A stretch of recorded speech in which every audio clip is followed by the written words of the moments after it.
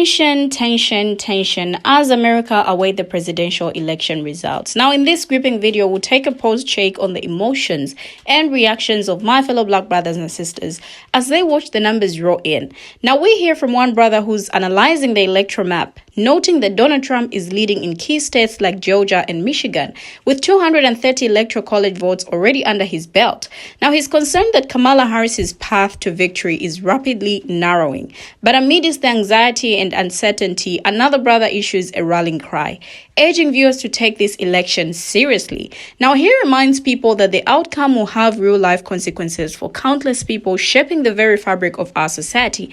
Now, as we listen to these passionate voices, we are reminded that this election is about more than just politics. It's about people's lives, hopes, and dreams. So join me as we take a look into the hearts and minds of Black Americans, sharing their fears, aspirations, and reactions to the unfolding election results. Let's take a look at the videos. I will be right back. It's looking like Donald Trump is going to be the next president of the United States, you guys. Okay? He's already has 230 electoral college. He's leading in Georgia. It hasn't been called yet, but 90% of the votes are already in, and he's leading by over 100,000. I think it's like 150,000. He is leading in Pennsylvania. He's leading in Wisconsin, and he's leading in Michigan. You guys, it's done. Right? I feel like there's no path for Kamala at all to win this election. And all this, she's going to blow out this race. Oh my God, the polls are lying. She's going to easily win this. Oh my, his campaign is stronger than ever. And I guess campaigning on I'm not Trump and that, I will be a Republican light president for you guys as well was not a winning strategy whatsoever. Campaigning on of Israel while you're committing alongside Biden and not ending and putting it to rest, right? Where it now would expand it to Lebanon and almost Iran, it is catastrophic because of the Biden-Harris administration. That's all not a good look. People are sick of all that. They live in a bubble. Oh my God, all these celebrity endorsements, bubble. Democrats have learned nothing. Biden should have dropped out way before any of this. And yet here we are. They tried to rerun him. They knew since last year that he was not in the right state of mind. That's something you need to know. The DNC knew from a year ago that he was not in the right state of mind to rerun. And they decided to put him on stage against Donald Trump in that first debate. And he looked so bad.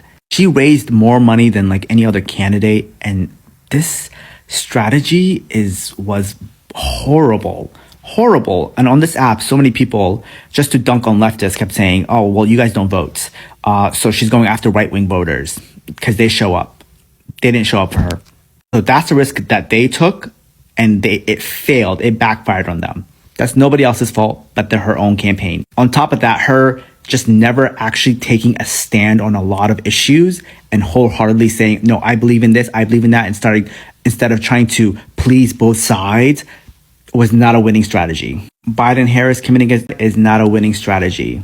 Saying if Donald Trump gets in office, he's going to do the same thing is not a winning strategy. Saying you were against fracking and now you're for fracking and you should believe me now because I changed my mind is not a winning strategy. Sending Bill Clinton to Michigan to tell Arab Americans that the reason why their relatives are being blown up is because of Hamas is not a winning strategy, and that he loves Israel is not a winning strategy. I don't know. I keep watching just to see if there's any other chance, but it's looking like she's going to lose, you guys. And Donald Trump is winning. This is not the blowout that was predicted. This is the closest race ever, and it's looking like he's gonna win, actually. People relate things to their current issues in terms of groceries and stuff to the presidency. Whether you guys come on here and say civics 101, people don't know, it's not gonna change people's minds, right? Majority of people just say, oh my God, my life sucks, it's hard for me to afford shit, and they just relate it to the presidency. It doesn't matter if you guys just keep saying that that's not really what's affecting groceries. I understand that, but that is not how most Americans think. And she is the current administration, and everyone just keeps saying if you wanted to do right, that's what you have to understand. When they go to the polls, that's what they're thinking about. If she wanted to make groceries less, she should have made it already, right? Why is she waiting? Why is she gonna wait until I vote for her? Think about the excitement of Biden stepping down, Kamala stepping up, and all that excitement in the beginning, and I forgot when she said it, but remember when she said that she would not change anything from Biden? It's he was unpopular. What's not clicking? What's not clicking? Bringing out Liz Cheney. Not even once, two. It was like 3 or 4 times along with you, as if like you guys are like this. I can't. It's horrible. This is a horrible strategy. Ultimately, saying you're going to be a Republican-like president, people are just going to be like, I'll just vote for a Republican regular president. I don't know. Maybe I'm wrong. Maybe she still has a chance to win, but I don't know. It's a shame when I find out that our own black men think that us women can't run the country. Many of us have raised black men on our own without the help of your fathers. Always making sure that you never went without, that you had the latest toys, the latest shoes, that no one ever came up above y'all, that you always had what you needed to survive in this world. Working multiple jobs at a time, not getting no rest. Our health being sacrificed to make sure that you all had what you need. And now that I hear we're good enough to do that, but we're not good enough to run the country? Really? If it wasn't for strong black women, I don't know where a lot of y'all would be today. We take care of the men in our lives, making sure that they eat, that they're taken care of, and not even taking care of ourselves. And for you all to think that we can't run this country, that's a damn shame. And for me to see the pure disrespect that men have for women in the United States of America is eye-opening. Women, this is our election, and it's going to take us to make sure we do what's right and stand up for one another. Stand up for your rights. Stand up for what you believe in. Because although you may not believe in, because I don't either, but believe me, I believe in having the power of my body and for me to do what I want with my body. Can no man tell me what to do with my body? When we start telling men what to do with their body, the story gonna change. Certain decisions need to be left to women and their healthcare providers, they rabbis, they pastors, whoever they choose, but not the government. Seems like we're just going backwards instead of going forward. We're about to be in 2025 and we back in the laws of 1970s. What the hell? We better wake up, because the future of this country and the future of our children is on the line. Democracy is on the line. Stand up. Women, you know the disrespect we have been given during this election. People have shown their true colors. People have shown who they are. But guess what? Women are going to determine this election. I came from a woman. I'm a woman, a black woman who's a girl mom, who has a wife. America is supposed to be the land of the free. But for people who look like me, freedom and free is the only emotion we did not feel during his entire previous presidency. So for me personally, a red vote would feel like I would spend the next 4 years walking on eggshells. Again, at the end of the day, to me, I don't care who you vote for. Just vote.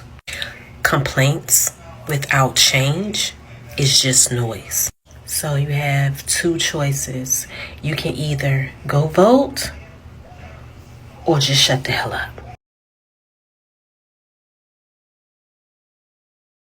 I know this is a joke, but please take this seriously. Do not go into these polls station and start putting BS on the paper. Take it seriously, because this election will determine people's lives. I get it, it's a joke, you want to have some fun, you want to laugh and goof around, but please don't submit these people's name into the machine. Please, because right now I'm like on edge. I don't know what's going on, but you know, I'm wishing nothing but the best for Kamala Harris. But I just saw this video and I was just like, sir, please don't do that. Please. Election day has got to be one of those days where you don't know what's going to happen and you're anxious and nervous for the outcome. But yeah, please don't stress yourself and just keep your head up, because we got this, y'all. We got this. Okay, y'all, how we feeling? This shit is nerve-wracking. You hear me? I mean, we're going to be okay either way. I feel we're going to be okay. But this shit is nerve-wracking. Like, anybody else feel nauseous? No, just me? Like, there's some bad shit. My God and Jesus is heavy. Not only am I paying attention to the presidency seat, but I'm watching Texas. Because Father God in Jesus' heaven, give me something, because, ooh, Jesus. We don't know the answer, but we do know that I got the bubble guts and I want to throw it. Okay, y'all. We're really down to the wire in the 2024 presidential election, and tensions are running high. Now, the latest numbers show Donald Trump leading with 267 electoral votes, while Kamala Harris trails behind at 224. With 270 electoral votes needed to secure the presidency, Trump is tantalizingly close to victory. Now, as the nation holds its collective breath, anxiety is building among Harris supporters. Some are still holding out hope for a miraculous turnaround, but the numbers aren't looking good. The electoral map is largely split, with key battleground states like Georgia and Michigan and Pennsylvania still up for grabs. Now, experts are cautioning that while Trump appears to be in the driver's seat, there's still a slim possibility of a tie. If both candidates finish with 269 electoral votes, the House of Representatives would step in to break the deadlock. However, this scenario seems increasingly unlikely given Trump's current momentum. Now, for Harris to pull off a stunning comeback, she'll need to win nearly all the remaining battleground states, and this includes Georgia, where Trump is currently leading by a narrow margin, Michigan, a crucial state with 16 electoral votes up for grabs, and Pennsylvania, a key swing state that could go either way. If Harris can secure these states, her path to victory becomes extremely narrow, and Trump, on the other hand, is poised to capitalize on his current lead and cruise to victory. It's really a close race in this year's presidential election, as polls continue to show a neck-and-neck break between candidates Donald Trump and Kamala Harris. Now, while the verdict will likely come down to a handful of swing states, in the historically rare chance that the Electoral College finds itself in a tie, there are measures in place to determine who will be the next president and vice president. For a tie to occur, each candidate would have to win 269 electoral votes. Now, while the 12th Amendment rules that the president would be chosen by the House of Representatives and the vice president by the Senate, the newly elected House of Representatives taking office in January will meet to count the electoral votes. Now, once it's been confirmed that no candidate has a majority of electoral voters, House lawmakers will then break the tie by having each state's delegation submit a single vote. At that point, a majority of 26 states would be needed to determine who the next president is. The Republican Party has a majority in the House of Representatives with 26 state delegations. Meanwhile, the Democratic Party has 22 delegations. Two states, Minnesota and North Carolina, are tied. Notably, while Washington, D.C. has 3 electoral votes in the presidential election, it would not have a vote in the House in the case of a tie because it is not a state.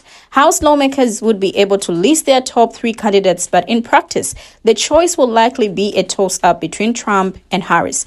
Meanwhile, a vice president will be selected by a simple majority vote in the Senate, and all senators would have the chance to cast a single vote and would have to choose between the 2 highest-scoring vice presidential candidates in the Electoral College. In this case, the choice will be between Senator J.D. Vance and Governor Tim Walz. This ruling means that it's possible, although rare, that the president and vice president could be from different parties. Now, in the off chance the House is also not able to select a president, then the person elected as vice president by the Senate would serve as president while representatives continue to vote. Under the Presidential Succession Act of 1947, if both the Senate and House do not come to a decision, then a Speaker of the House would serve as president. However, the affirmation scenarios have never happened in American history. Now, according to recent simulations, Trump has a 50.8% chance of winning, while Harris has a 48.8% chance. Now, the median electoral votes for Trump stand at 270, while Harris closely behind at 268. Now, with Donald Trump currently leading, many are left wondering what this means for the future of America. And I want you to share how you're feeling right now and what's going through your mind. For some, a Trump victory may evoke feelings of uncertainty, anxiety, or even fear, and others may feel hopeful, optimistic, or relieved. Whatever your emotions, please do share and express your thoughts and express your feelings in the comment section. Share what you're feeling right now, because this election has sparked intense debates and exposed deep divisions within American society. And the outcome will undoubtedly impact various aspects of life, from economic policies to social justice and environmental issues. And in times of uncertainty, people seek leaders who understand and resonate with their concerns. Trump's enduring popularity can be attributed to his ability to tap into the emotions and fears of his supporters. We have finally come to the end of the video, but share your thoughts, your views, your contributions, and just express how you're feeling at the moment in the comment section, and let's have a discussion there. Thank you for always watching, and see you in my next video as I bring you another interesting video.